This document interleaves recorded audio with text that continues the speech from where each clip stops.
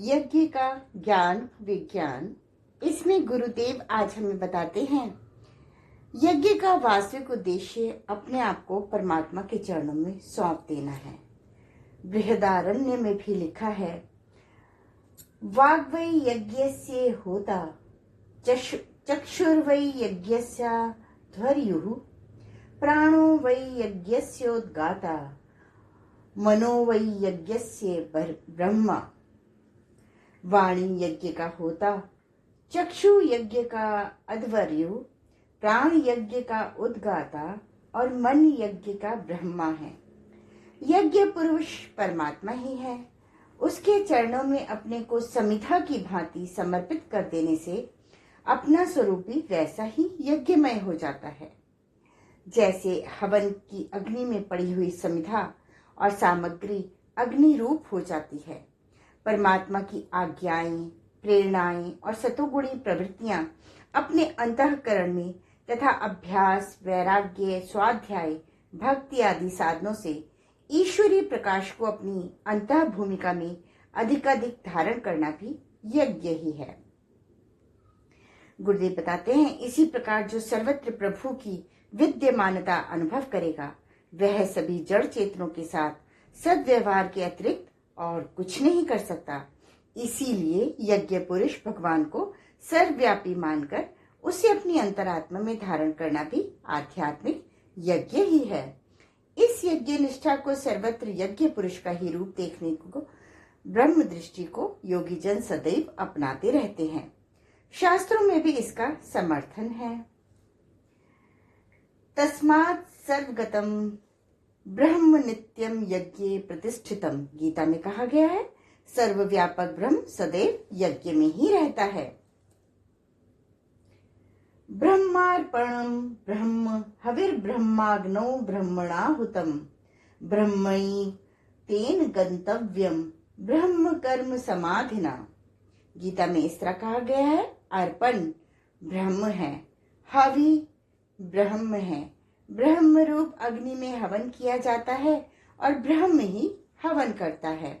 इस प्रकार जिसकी बुद्धि में सभी कर्म ब्रह्म रूप हो जाते हैं वह ब्रह्म को ही प्राप्त होता है।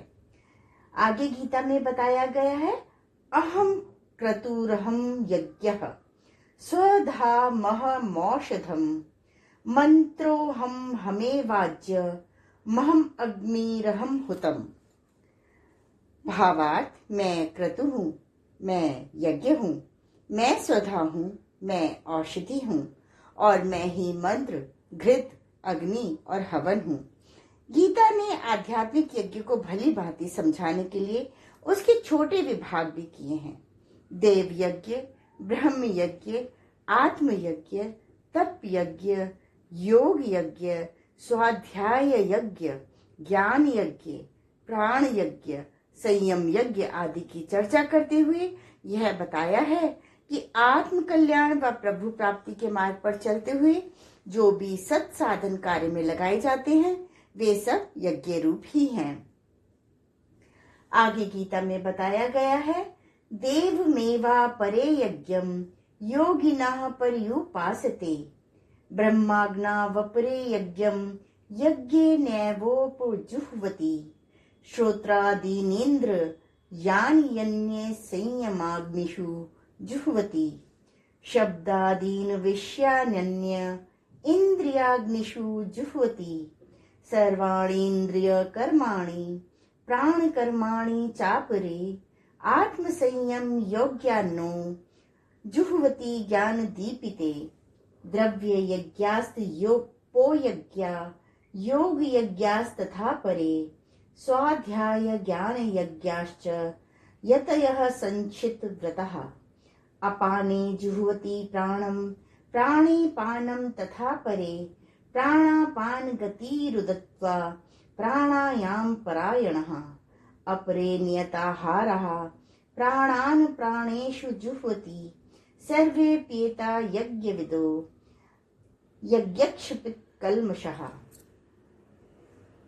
भावार्थ, उपयुक्त श्लोकों में जिन यज्ञों की चर्चा है उनका वर्गीकरण इस प्रकार किया जा सकता है।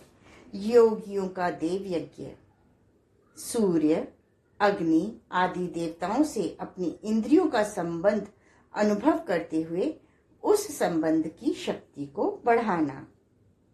दूसरा, ब्रह्म यज्ञ, ज्ञान रूपी ब्रह्माग्नि में अपने कर्म बंधनों को होम करना। तीसरा, संयम यज्ञ, संयम की तप रूपी अग्नि में इंद्रियों की वासना को जलाना। चौथा, इंद्रिय यज्ञ, इंद्रिय शक्ति को मर्यादित सीमा में प्रयुक्त करके उनकी शक्ति का सदुपयोग करना। चौथा, आत्मयज्ञ। पांचवा, आत्मयज्ञ, आत्मा रूपी अग्नि में प्राणों की गतिविधि का उत्सर्ग करना। छठा, द्रव्य यज्ञ, अपनी भौतिक संपदा को सत्कर्मों में लगाना। सातवां, तप यज्ञ, शारीरिक कष्ट, सहिष्णुता, तितिक्षा एवं द्वंद्वों को सहन करने की शक्ति का उपार्जन। आठवां, योग यज्ञ, योगाभ्यास द्वारा आत्म विकास। नवां, स्वाध्याय यज्ञ, सद्ग्रंथों द्वारा, सत्संग द्वारा एवं चिंतन मनन द्वारा आत्मज्ञान का संपादन। दसवां, ज्ञान यज्ञ, सद्ज्ञान की अभिवृद्धि। 11, प्राण यज्ञ, अपान में प्राण का लय, प्राण में अपान का समर्पण, इनकी गतियों का संतुलन करने के लिए कुंभक का अभ्यास। 12, आहार यज्ञ, भोजन की पवित्रता एवं उत्कृष्टता का साधन। इन सब यज्ञ साधनों से मनुष्य के सब पाप नष्ट हो जाते हैं और ब्रह्म की प्राप्ति की दिशा में उसके कदम तेजी से बढ़ते जाते हैं। यह आध्यात्मिक यज्ञ अंतिम लक्ष्य है। स्थूल यज्ञ इसकी प्रथम सीढ़ी है। जैसे साकार मूर्ति पूजा से अभ्यास बढ़ाकर निराकार ब्रह्म की उपासना की जाती है, वैसे ही अग्निहोत्र द्वारा यज्ञ भावनाओं का विकास कर अपने आप को ब्रह्मार्पण करते हुए स्वयं यज्ञ रूप बनना होता है। यही यज्ञ का परम रहस्य है। यह परमार्थ प्रियता, परस्पर सहयोग, सद्भावना की वृत्ति, संयम, त्याग, उदारता, धन प्रियता, आस्तिकता एवं ईश्वर उपासना की भावना ही यज्ञ का वास्तविक रहस्य है। एक बार ब्रह्मज्ञानी राजा जनक ने सब ऋषियों से यज्ञ का वास्तविक रहस्य पूछा था और कहा था कि जो कोई उस रहस्य को बताएगा उसे 100 गायें दान दी जाएंगी। अन्य ऋषियों ने स्थूल यज्ञों का वर्णन तो बहुत किया, पर उनका अंतिम लक्ष्य, प्रधान उद्देश्य कोई ना बता सका। तब महर्षि याज्ञवल्क्य ने यज्ञ का मर्म बताते हुए आत्म संयम और प्रभु परायणता का प्रतिपादन किया। इससे संतुष्ट होकर राजा जनक ने याज्ञवल्क्य को निर्धारित दान देते हुए कहा, वेत्थाग्निहोत्रम याज्ञवल्क्य धेनु शतम ददामीति।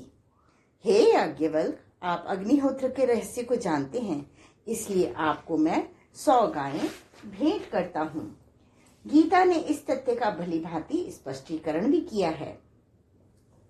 गीता में कहा गया है, श्रेयान द्रव्यम याद्यज्ञाज ज्ञान यज्ञ परंतप।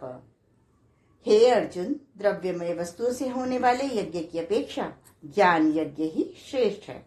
यहाँ यज्ञ का अर्थ परमार्थपूर्ण एवं अनासक्त भावना से किए हुए कर्म से ही है। हवन तो मनुष्य हर घड़ी कर नहीं सकता। हवन के अतिरिक्त भी उसे बहुत से काम करने पड़ते हैं। यहाँ तो परमार्थ की कर्तव्य में स्वार्थ रहित भावना द्वारा जीवन का प्रत्येक कार्य करने का आदेश दिया गया है। नायम लोकोस्तस्य यज्ञस्य कुतोन्यः कुरु सत्तम। हे अर्जुन, यज्ञ रहित मनुष्य को इस लोक में भी नहीं सुख नहीं, फिर परलोक का सुख तो होगा कैसे? इसीलिए भगवान ने कहा है कि परमार्थ को प्रधान और स्वार्थ को गौण रखो।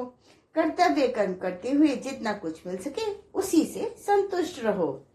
धर्म कर्तव्य को यज्ञ मानना, उससे संतुष्ट रहना जीवन निर्वाह का एक परम पुनीत कर्तव्य है, एक परम पुनीत मार्ग भी है। गीता में इस जीवन नीति की बड़ी प्रशंसा की गई है। यज्ञ शिष्टामृत भुजो यान्ति ब्रह्म सनातनम। गीता में कहा गया है, यज्ञ से बचे हुए अमृत को खाने वाले व्यक्ति सनातन ब्रह्म को प्राप्त होते हैं। यज्ञ शिष्टा शिन्हा संतो मुचन्ते सर्व किल विषयी भुजन्ते ते त्वघम पापा ये पंचत्यात्म कारणात्। इस संसार का नहीं, समस्त लोकों, नक्षत्रों, मंडलों, ब्रह्मांडों और अणु परमाणु का कार्यक्रम भी पारस्परिक सहयोग, त्याग और आदान प्रदान से ही चलता है। यही भावना सभी को परस्पर जोड़े हुए है। वेद भी इस तथ्य का प्रतिपादन करते हैं। अयम यज्ञो विश्वस्य भुवनस्य नाभिः। यह यज्ञ संपूर्ण ब्रह्मांड की नाभि है, बांधने वाला है। आज के स्वाध्याय का क्रम यहीं समाप्त होता है। अगले क्रम में गुरुदेव हमें बताएंगे गायत्री यज्ञ विधान। धन्यवाद।